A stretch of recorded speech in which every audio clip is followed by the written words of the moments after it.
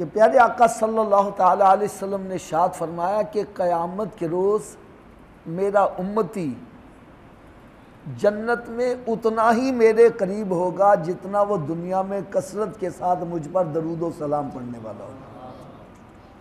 اور ایک حدیث پاک میں آتا ہے جو میرا امتی دنیا میں کثرت کے ساتھ مجھ پر درود پاک پڑھے گا تو قیامت کے روز رب تعالیٰ اس کو اپنے عرش کا سایہ عطا فرمائے گا۔ اور کسی جگہ درود و سلام کی فضیلت میں آیا ہے جو ایک مرتبہ درود پاک پڑھتا ہے رب تعالیٰ اس پر 10 مرتبہ رحمت بھری نظر فرماتا ہے، اور کہیں آ گیا جو ایک مرتبہ درود پاک پڑھتا ہے رب تعالیٰ اس کو ایک قرات ثواب کا عطا فرماتا ہے۔ صحابہ کرام علیہم رضوان عرض کرتے ہیں یا رسول اللہ صلی اللہ علیہ وسلم وہ قرات کیا چیز ہے؟ فرمایا ایک قرات احد پہاڑ کے برابر ہوگا۔ اور کہیں ارشاد فرمایا جو ایک مرتبہ درود پاک پڑھتا ہے رب تعالیٰ اس کو ایک غلام آزاد کرنے کا ثواب عطا فرماتا ہے۔ اور کہیں ارشاد فرما دیا جو ایک مرتبہ درود پاک پڑھتا ہے رب تعالیٰ اس پر 10 رحمتیں نازل فرماتا ہے، اور جو 10 مرتبہ پڑھتا ہے رب تعالیٰ 100 رحمتیں نازل فرماتا ہے، اور جو 100 مرتبہ پڑھتا ہے تو اللہ تبارک و تعالیٰ اس کو 2 انعامات عطا فرماتا ہے۔ پہلا انعام یہ کہ اس کی پیشانی پر لکھا جاتا ہے یہ بندہ نفاق سے بری ہے، اور دوسرا انعام یہ کہ اس کی پیشانی پر لکھا جاتا ہے یہ بندہ دوزخ کی آگ سے بھی بری ہے۔ اور ایک حدیث پاک میں آتا ہے جو میرا امتی روزانہ 1000 مرتبہ مجھ پر درود پاک پڑھتا ہے تو وہ بندہ اتنی دیر تک نہیں مرے گا جتنی دیر تک اپنا مقام جنت میں نہ دیکھ لے۔ اور ایک حدیث پاک میں یہاں تک آیا کہ جب بندہ رب تعالیٰ سے دعا مانگتا ہے اپنے رب سے مانگ رہا ہے رب تعالیٰ ارشاد فرماتا ہے میں اس کی دعا کو زمین اور آسمان کے درمیان معلق کر دیتا ہوں، بارگاہ رب العزت میں وہ شرف قبولیت کا درجہ نہیں پاتی جتنی دیر تک دعا کے اول آخر رب کے محبوب پر درود پاک نہ پڑھا جائے۔ رب تعالیٰ ارشاد فرماتا ہے کہ درود پاک کا تعلق میرے محبوب صلی اللہ علیہ وسلم سے ہے، لہٰذا جب دعا کے اول اور آخر درود پاک پڑھا جاتا ہے میں اول حصے کو بھی قبول کر لیتا ہوں، آخر حصے کو بھی قبول کر لیتا ہوں، اور درمیان والے کو رد کرتے ہوئے مجھے حیا آتی ہے میں اول آخر کے صدقے درمیان والے حصے کو بھی قبول کر لیتا ہوں۔ یہ درود پاک کے فضائل آپ حضرات سنتے رہتے ہیں، لیکن سوال یہ پیدا ہوتا ہے کہ درود پاک کون سا پڑھا جائے، کیونکہ کچھ ایسے افراد ہیں جو یہ کہتے ہیں بس جی صرف درود ابراہیمی پڑھو اس کے علاوہ اور کوئی درود نہ پڑھو، یہی اصل درود پاک ہے، معاذ اللہ باقی سارے نقلی ہیں۔ تو جن بیچاروں کے پاس علم نہیں ہوتا وہ درود پاک پڑھتے تو ہیں لیکن ڈاواں ڈول سے، یار ہم کہیں غلطی تو نہیں کر رہے۔ تو آج میں چاہتا ہوں کہ ابتدا ہم اس سے کریں کہ ہمیں درود کون سا پڑھنا چاہیے۔ کیا خیال ہے یہ کلیئر ہونا چاہیے کہ نہیں ہونا چاہیے؟ سب سے پہلی بات جو بندہ یہ کہتا ہے کہ درود ابراہیمی کے علاوہ اور کوئی درود نہ پڑھو اس سے صرف اتنا پوچھو کہ بھائی درود پڑھا کس پر جاتا ہے؟ مشکل سوال تو نہیں ہے۔ درود وہ آگے سے یہی جواب دے گا جی محمد صلی اللہ علیہ وسلم کس پر پڑھا جاتا ہے؟ بس اسی وقت آپ اس کا ہاتھ پکڑ لو کہ بھائی تو کہتا تھا درود ابراہیمی کے علاوہ اور کوئی درود نہیں پڑھنا، یہ صلی اللہ علیہ وسلم درود ابراہیمی ہے؟ کیا خیال ہے بھائی؟ درود ابراہیمی میں آپ کو پڑھ کے سنا دیتا ہوں، اللہم صلی علی محمد وعلی آل محمد کما صلیت علی ابراہیم وعلی آل ابراہیم انکا حمید مجید، اللہم بارک علی محمد وعلی آل محمد کما بارکت علی ابراہیم وعلی آل ابراہیم انک حمید مجید، یہ ہے درود ابراہیمی۔ آپ نے آج تک، یہ میرا کھلا چیلنج ہے، کوئی ایسی حدیث، کوئی ایسی اسلامی کتاب، کوئی ایسا مبلغ، کوئی ایسا عالم دین بتلاؤ جو میرے آقا صلی اللہ علیہ وسلم کا نام نامی لیتا ہے تو پورا درود ابراہیمی پڑھتا ہوں، یا کسی کتاب میں جہاں میرے آقا صلی اللہ علیہ وسلم کا نام نامی آتا ہے وہاں درود ابراہیمی پورا لکھا ہو۔ کوئی ایک مثال مجھے دے دو، بخاری لے لو، مسلم، ترمذی، نسائی، ابو داؤد، کوئی حدیث کی کتاب لے لو، کوئی اسلامی کتاب لے لو، کوئی آپ نے آج تک کوئی مبلغ دیکھا ہو جو یہ کہتا ہو حضرت محمد اللہم صلی علی محمد وعلی آل محمد کما صلیت علی ابراہیم وعلی آل ابراہیم، یہ پورے درود پاک پڑھ کر پھر یہ کہتا ہو کہ جی سرکار نے فرمایا کہ نماز جنت کی کنجی ہے؟ کوئی ایسا آپ نے مبلغ آج تک دیکھا ہے؟ جو بھی تقریر کرے گا، جو بھی کتاب لکھے گا، یہی لکھتا ہے حضرت محمد، اونچی بول دو یار، آپ بھی اونچی آواز سے بول دو، صلی اللہ علیہ وسلم۔ تو آپ اس سے کہو کہ بھائی جب تم یہ کہتے ہو کہ درود ابراہیمی کے علاوہ اور کوئی درود ہے ہی نہیں ہے، درود پڑھنا ہی نہیں ہے، تو یہ صلی اللہ علیہ وسلم کیا درود ابراہیمی ہے؟ قرآن مجید میں رب تعالیٰ نے ارشاد فرمایا یا ایھا الذین آمنوا لما تقولون ما لا تفعلون، اے ایمان والو وہ بات کسی کو کیوں کہتے ہو جس پر خود ہی عمل نہیں کرتے؟ جب میں خود ایک بات پر عمل نہیں کر رہا دوسروں کو کیوں اس کے بارے میں کہہ رہا ہوں؟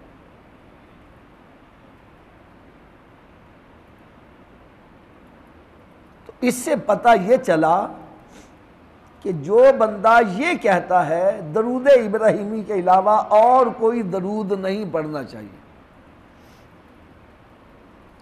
وہ خود بھی اس پر قائم، اونچی بول دو یار، نہیں ہے، وہ خود بھی اس پر عمل نہیں کرتا۔ اب اگلا سوال یہ ہوگا کہ ٹھیک ہے جناب وہ تو بات صحیح نہیں کر رہا، پھر آپ ہی بتلاؤ کہ کون سا درود پڑھنا چاہیے، آپ بھی بتلا دو کون سا درود پڑھنا چاہیے۔ تو بھائی میں کہوں گا وہ درود پڑھو جس کا رب تعالیٰ نے قرآن مجید میں حکم دیا ہے۔ قرآن مجید میں کون سے درود پاک کا حکم دیا گیا ہے؟ رب تعالیٰ نے ارشاد فرمایا یا ایھا الذین آمنوا، اے وہ لوگوں جو ایمان والے ہو، صلو علیہ وسلموا تسلیما، تم درود بھی پڑھا کرو اور سلام بھی پڑھا کرو۔ یہ ہے حکم خداوندی، اور کن کو حکم ہے؟ ایمان والوں کو۔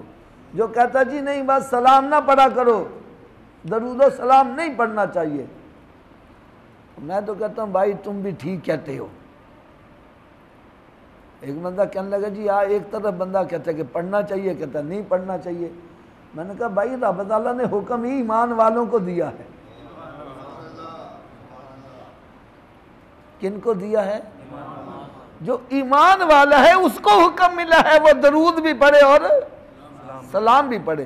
تو ہم درود و سلام پڑھ کر یہ ثابت کرتے ہیں ہم ایمان والے ہیں۔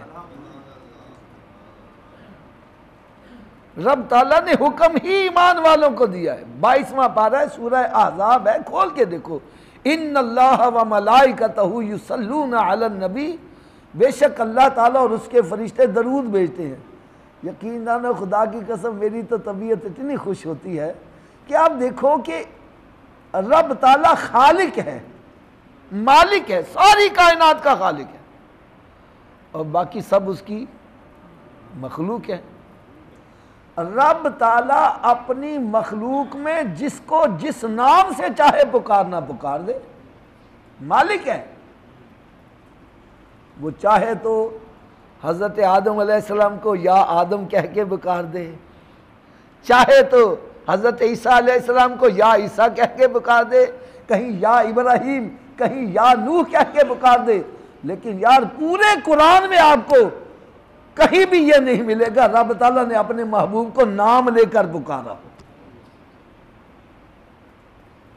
کہیں یا محمد یا احمد کہہ کے پکارا ہو۔ جب بھی پکارا ہے کہیں یا ایھا المزمل کہہ کے پکارا ہے، یا ایھا المدثر کہہ کے پکارا ہے، کہیں یاسین کہیں طٰہٰ کہہ کے پکارا ہے۔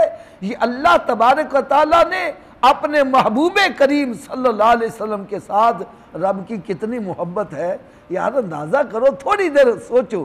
اللہ تعالیٰ خالق ہے، مالک ہے، مالک ہو کر اپنی محبوب پر درود بھیج رہا ہے، اور پھر اسی میں بات ختم نہیں ہے۔ رب تعالیٰ نے فرمایا اے فرشتوں تم بھی اسی کام میں لگ جاؤ، تم بھی اسی کام میں لگ جاؤ، اور پھر فرمایا اے ایمان والو، جو ایمان والے تم بھی اسی کام میں لگ جاؤ کہ میرے محبوب پر۔ یار ایک محبوب کی ذات ہے۔ ایک بندہ مجھے کہنے لگا، میں نے کہا بھائی قرآن مجید کی ہر آیت میں اللہ تعالیٰ کے محبوب کی شان نظر آ رہی ہے۔ کہنے لگا حافظ صاحب یہ آپ بات صحیح نہیں کہتے۔ میں نے کہا بھائی کیسے؟ حضرت عائشہ صدیقہ طیبہ طاہرہ رضی اللہ تعالیٰ عنہ سے پوچھا گیا کہ نبی پاک صلی اللہ علیہ وسلم کے حسن اخلاق کے بارے میں ہمیں بتلاؤ۔ آپ نے فرمایا کہ پورا قرآن ہی میرے آقا کا اخلاق پیش کر رہا ہے، اور اخلاق ایک صفت ہے، اور جن کی ایک صفت پورا قرآن ہے ان کی پوری شان کا عالم کیا ہوگا۔ مجھے کہنے لگا حافظ صاحب میں آپ کی بات سے متفق نہیں ہوں۔ میں نے کہا بھائی کیوں متفق نہیں ہو؟ کہنے لگا جی آیت میں پڑھ کے بتلاتا ہوں، اس میں سے آپ سرکار کی عظمت مجھے بتلائیں کون سی نظر آتی ہے۔ میں نے کہا بھائی پڑھو۔ اس نے آیت پڑھی کل من علیہا فان وَيَبْقَى وَجْهُ رَبِّكَ ذُو الْجَلَالِ وَالْإِكْرَامِ، ہر چیز فنا ہو جائے گی، باقی رہنے والی ذات اللہ تعالیٰ کی ہوگی۔ اس میں بتلاؤ سرکار کی کون سی عظمت نظر آتی ہے؟ میں نے کہا جتنی مجھے اس میں نظر آتی ہے اور کسی میں نظر ہی نہیں آ رہی۔ کہنے لگا جی اس سے کیا مطلب ہے؟ میں نے کہا بھائی کل من علیہا فان، جب ہر چیز فنا ہو جائے گی، مخلوق میں کوئی بھی زندہ نہیں رہے گا، رب کی عبادت ہوگی؟ بولو تو صحیح ہے۔ اور رب کی عبادت مخلوق ہی کرے گی نا، تو جب مخلوق نہ رہی، چاہے وہ ایک سیکنڈ کا کروڑواں حصہ ہوگا، لیکن وہ وقت ضرور آئے گا جب ساری مخلوق ختم ہو جائے گی، ہر چیز فنا ہو جائے گی۔ جب ہر چیز فنا ہو جائے گی رب کی عبادت رک جائے گی۔ رب تعالیٰ نے فرمایا یہ تو مجھے منظور ہے کہ میری عبادت رک جائے، لیکن میرے محبوب پر درود پڑھنا بھول ختم ہو جائے یہ نہیں ہوگا۔ فرمایا محبوب پر درود پڑھنے والا رب خود زندہ ہے۔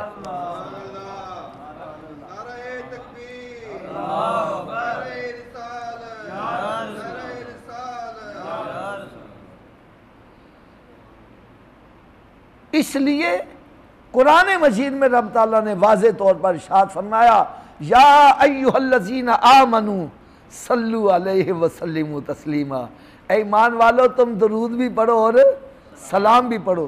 لہٰذا جس درود پاک میں درود اور سلام کا لفظ آ جائے، ارے بغیر کسی سوچے سمجھے وہ پڑھو، وہ منظور بھی ہے، مقبول بھی ہے، محبوب بھی ہے، بس جس میں درود و سلام۔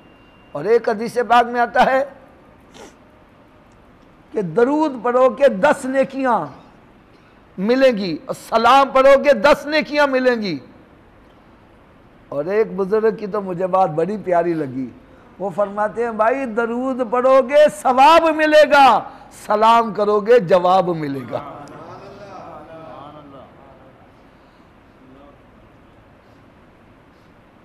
درود پڑھو گے ثواب ملے گا، ارے سلام کرو گے جواب بھی ملے گا۔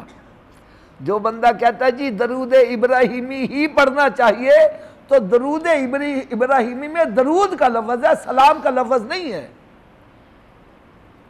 کبھی غور کرنا، اس میں سلام کا لفظ نہیں ہے۔ آپ کہیں گے جی سلام کا لفظ نہیں ہے، رب تعالیٰ نے قرآن مجید میں ارشاد فرمایا یا ایھا الذین آمنوا صلوا علیہ وسلموا تسلیما، اے ایمان والو درود بھی پڑھو سلام بھی پڑھو، تو پھر اس کو نماز میں کیوں رکھا گیا ہے؟ تو تو بھائی نماز میں یہ صحیح ہے، اس لیے کہ جب ہم اتحیات پڑھتے ہیں السلام علیکہ ایھا النبی ورحمۃ اللہ وبرکاتہ، سلام پہلے کر لیتے ہیں، درود بعد میں پڑھتے ہیں، تو درود و سلام اکٹھا ہو جاتا ہے۔ یہی وجہ ہے جب ہم نماز جنازہ پڑھتے ہیں اس میں اتحیات ہے نہیں نہ ہے، تو لہذا حکم ہے کہ وہ درود پڑھو، اللہم صلی علی محمد وعلی آل محمد کما صلیت وسلمت، درود بھی پڑھو اور سلام بھی آ گیا اس میں۔ جو بندہ کہتا ہے جی یہ کھڑے ہو کے درود نہیں سلام نہیں پڑھنا چاہیے، تو بھائی نماز جنازہ بیٹھ کے پڑھتے ہو کہ کھڑے ہو کے پڑھتے ہو؟ اونچی بولو یار، ارے کھڑے ہو کے پڑھتے ہو، اور کھڑے ہو کے پڑھ رہے ہو اللہم صلی علی محمد وعلی آل محمد کما صلیت وسلمت وبارکت ورحمت وترحمت علی ابراہیم وعلی آل ابراہیم انک حمید مجید۔ تو نماز کے اندر تم کھڑے ہو کے درود پڑھ رہے ہو تو بعد پڑھو گے تو پریشانی کیوں ہو رہی ہے؟ لہٰذا درود بھی پڑھو۔ اور ایک اور چھوٹی سی چلتے چلتے دلیل عرض کر دوں،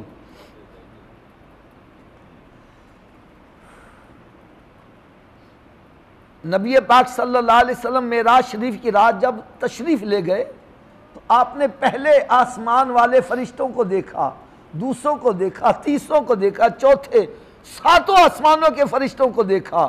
کوئی تو قیام کی حالت میں ہے، اور کوئی رکوع کی حالت میں، کوئی جلسے کی حالت میں، کوئی قومے کی حالت میں، کوئی سجدے میں ہے، کوئی قعدے میں بیٹھا ہوا ہے۔ میرے آقا صلی اللہ علیہ وسلم نے نماز کے اندر وہ تمام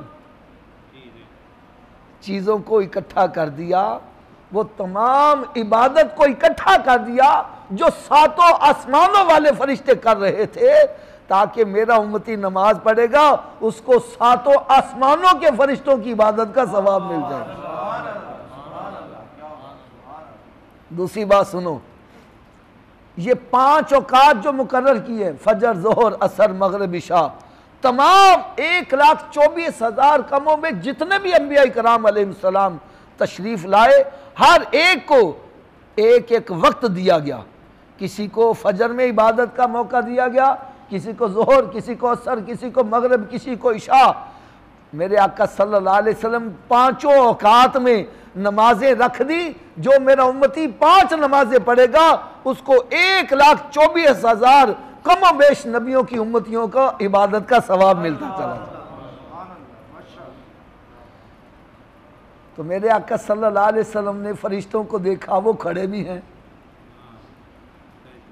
اور کھڑے ہیں اور میرے محبوب پر درود بھی بھیج رہے ہیں۔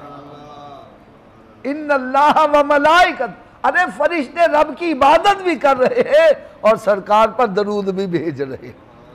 کوئی کہے یار ایک بندہ ایک وقت میں ایک کام کر سکتا ہے، 2 کام نہیں کر سکتا، رب کی عبادت کرتے ہوں گے یا درود پڑھتے ہوں گے، تو بھائی نہیں، 2 کام ہو سکتے ہیں۔ آپ بھی نماز پڑھ رہے ہو، سانس بھی لے رہے ہو، روٹی بھی کھا رہے ہو، سانس بھی لے رہے ہو، سو بھی رہے ہو، اور 2 کام ہو رہے ہیں کہ نہیں ہو رہے؟ تو یہ سمجھو جس طرح ہمارا سانس چل رہا ہے فرشتوں کا درود چل رہا ہے، وہ عبادت بھی کر رہے ہیں اور سرکار صلی اللہ علیہ وسلم پر درود بھی بھیج رہے ہیں۔ تو فرشتے کھڑے ہو کے درود بھیج رہے ہیں تو ہم کھڑے ہو کے بھیجیں گے، رب تعالیٰ کتنا پسند کرے گا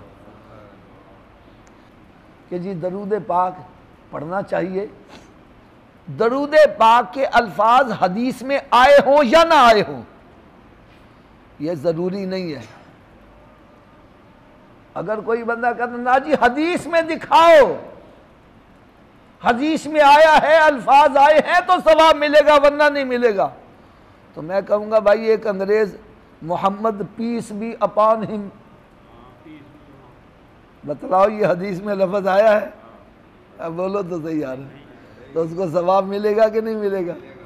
ارے حدیث کے اندر الفاظ کا آنا ضروری نہیں ہے، درود و سلام کا ہونا ضروری ہے۔ کوئی بندہ کسی بھی زبان میں درود و سلام پڑھ رہا ہے، کوئی کہتا ہے ہزارہ درود تے ہزارہ سلام بروح محمد علیہ السلام، کوئی کہتا ہے مصطفیٰ جان رحمت پہ لاکھوں سلام، شمع بزم ہدایت پہ لاکھوں سلام۔ وہ الفاظ حدیث میں آئیں یا نہ آئیں، اس میں درود و سلام ہوگا، پڑھنے والے کو کیا ملے گا؟ اونچی بولو، پڑھنے والے کو ثواب ملے گا۔ ایک بندہ کہنے لگا حافظ صاحب چلیں اور باتیں تو ہم آپ کی ساری مان لیتے ہیں، ایک ہمیں یہ بتلاؤ یہ درود تاج کہاں سے آ گیا؟ درود تاج کہاں سے آ گیا؟ بخاری میں، مسلم میں، ترمذی، نسائی، ابو داؤد، کس حدیث میں یہ لکھا ہوا ہے؟ کیوں پڑھا جاتا ہے؟ میں نے کہا بھائی بات اصل میں یہ ہے کہ میں آپ سے کہتا ہوں کہ حافظ صاحب آپ کے استاد صاحب کا کیا نام ہے؟ اب ان کے استاد صاحب کا نام اگر محمد اکرم ہے تو یہ فوری طور پر یہ نہیں کہیں گے میرے استاد کا نام محمد اکرم، یہ کہیں گے جناب میرے استاد محترم حضرت علامہ مولانا شیخ القرآن شیخ الحدیث، یہ القاب لگا کے پھر اس کا نام بتلائیں گے۔ میں کہتا ہوں بھائی آپ کے پیر صاحب کا کیا نام ہے؟ آپ یہ نہیں کہو گے میرے پیر صاحب کا نام محمد اکرم ہے، آپ اپنے پیر صاحب کا نام بتلانے سے پہلے کچھ القاب لگاؤ گے، میرے شیخ طریقت، رہبر شریعت ہے، آفتاب ولایت، اور اس قسم کے القاب لگا کر پھر آپ یہ اس کا نام بتلاؤ گے۔ اور بلکہ ابھی بھی سمجھ نہیں آئی تو باہر دیکھنا اشتہار لگے ہوں گے، اشتہار کے اوپر نام لکھنے، مبلغ کا نام لکھنے سے پہلے القاب لگائے جاتے ہیں۔ کیوں لگائے جاتے ہیں؟ تاکہ بندے کے دل میں ادب و احترام پیدا ہو جائے، جو آ رہا ہے وہ حافظ بھی ہے، وہ قاری بھی ہے، وہ علامہ بھی ہے، وہ شیخ القرآن بھی ہے، شیخ الحدیث بھی ہے، تاکہ پڑھنے والے کے دل میں ادب و احترام پیدا ہو جائے اور وہ سمجھے بھائی جو اتنی شان کا مالک ہے، اتنے القاب کا مالک ہے، اس کا بیان سننا چاہیے، اس کا بیان، اس کی زیارت کرنی چاہیے، ٹھیک ہے؟ تو یہ القاب اس لیے لگائے جاتے ہیں کہ دوسرے کے دل میں ادب و احترام پیدا ہو جائے۔ تو بھائی کسی عاشق رسول سے کسی نے یہ کہہ دیا کہ بھائی جس کا تم کلمہ پڑھتے ہو، جس کا نام سن کر تیرے دل کی دھڑکن تیز ہو جاتی ہے، جس کا نام سن کر تم تن من دھن وارنے کے لیے تیار ہو جاتے ہو، آج ہمیں اس کا نام تو بتلاؤ۔ کہتا نام بتلاؤں؟ کہتا کیا نام ہے؟ کہتا اس کا نام ہے صاحب التاج والمعراج والبراق والعلم۔ بھائی نام تو بدل۔ کہتا دافع البلاء والوباء والقحط والمرض والعلم۔ بھائی نام کیا؟ کہتا اسمہ مکتوب مرفوع منقوش فی اللوح والقلم سید العرب والعجم، جسمہ مقدس معطر مطہر منور فی البیت والحرم۔ بھائی نام کیا؟ کہتا ہے شمس دہا بدر دجا صدر العلا نور الہدا کافی الورا مصباح ظلم جمیل شیم شفیع المم صاحب الجود والکرم۔ بھائی میں نام پوچھ رہا ہوں، نام کیا ہے؟ کہتا نام بتلاؤں؟ کہتا کیا نام ہے؟ کہتا واللہ عاصمہ وجبریل خادمہ والبراق مرکبہ والمعراج سفرہ وفوق سدرۃ المنتہی مقامہ وقاب قوسین مطلوبہ والمطلوب مقصودہ والمقصود موجودہ سید المرسلین خاتم النبیین شفیع المذنبین انیس الغریبین رحمت للعالمین راحت العاشقین مراد المشتاقین شمس العارفین سراج السالکین مصباح المقربین۔ بھائی نام میں پوچھ رہا ہوں۔ کہتا نام بتلاؤ؟ کہتا کیا نام ہے؟ کہتا محب الفقراء والغرباء والیتامى والمساکین سید الثقلین نبی الحرمین امام القبلتین وسیلتنا فی الدارین صاحب قاب قوسین محبوب رب المشرقین و رب المغربین۔ اب بھائی نام تو بتلاؤ۔ کہتا نام بتلاؤ؟ کہتا کیا نام ہے؟ کہتا جد الحسن والحسین مولانا و مولا ثقلین ابی القاسم محمد بن عبداللہ۔ بھائی اس نے تو نام بتلایا، تم درود تاج کہہ لو جو مرضی کہہ لو، میں کہتا ہوں اس کو پتہ نہیں کسی نے روک دیا ہوگا، پتہ نہیں کیا کیا القاب لگاتا ہی چلا جاتا۔ اور یہ بھی ایک بات میرے ذہن نشین کر لینا، ہم اپنے استاد کے نام کے ساتھ، اپنے پیر و مرشد کے نام کے ساتھ جو القاب لگائیں، ہو سکتا ہے اس میں وہ لقب نہ پایا جاتا ہو، عقیدت میں لگا دیتے ہیں، محبت میں لگا دیتے ہیں. یعنی کسی کے بارے میں کہہ دیا واضح خوش بیان، ہو سکتا ہے وہ خوش بیان نہ ہو. واضح شعلہ بیان، ہو سکتا ہے اس میں شعلہ بیانی نہ ہو، لیکن لگا دیتے ہیں. لیکن یاد رکھو وہ لقب ہی نہیں ہے جو میرے آقا میں نہ پایا جاتا ہے، بلکہ سننے والا تو یہ کہتا ہے کہ کہنے والے نے اپنے علم کے مطابق میرے آقا کی شان بیان کی ہے. باقی میرے آقا اس سے بھی عرفہ اور اعلیٰ ہے کہ سب سے اعلیٰ و اولیٰ، سب سے بالا و اعلیٰ. ارے خلق سے اولیاء، اولیاء سے رسول، اور ہے سب رسولوں سے اعلیٰ. ملک کونین میں انبیاء تاجدار، اور تاجداروں کا آقا. یار اندازہ کرو کیسی کمال بات لکھی. فرماتے جن کی 2 بوند ہیں کوثر و سلسبیل، جن کی 1 بوند سے حوض کوثر، 1 سے سلسبیل بنی جنت کی نہریں. فرمایا جن کی 2 بوند ہیں کوثر و سلسبیل، ہے وہ رحمت کا دریا. اللہ تعالیٰ سے دعا ہے کہ اللہ تعالیٰ ہم سب کو کثرت کے ساتھ درود و سلام پڑھنے کی توفیق عطا فرمائے. وما علیہ الا البلاغ. صلی اللہ علیہ وآلہ وسلم.